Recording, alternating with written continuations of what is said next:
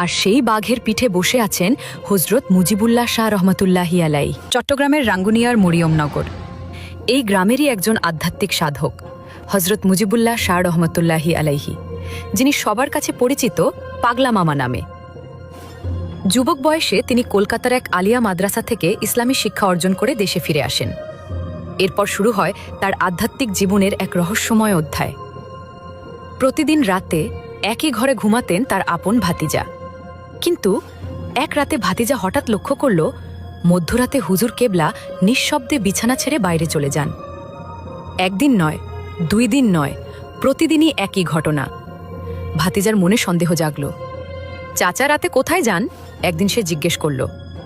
চাচা, আপনি প্রতিদিন রাতে কোথায় যান?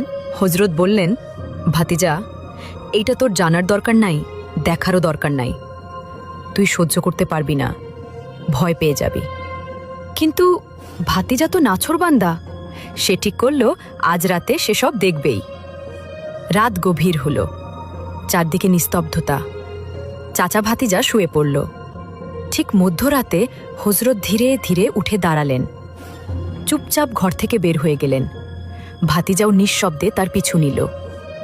বাইরে উঠানে এসে সে যা দেখল, এক বিশাল বাঘ, আর সেই বাঘের পিঠে বসে আছেন হজরত মুজিবুল্লাহ শাহ রহমতুল্লাহি আলাই।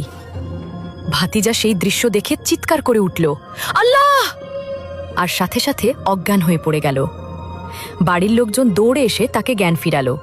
তখন হজরত বললেন, তোকে আমি নিষেধ করেছিলাম, রাতে আমার পিছু নিস না, তুই সহ্য করতে পারবি না।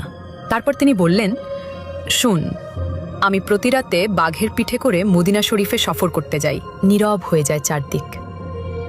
এই ঘটনা আজও রয়ে গেছে রহস্যে ঘেরা।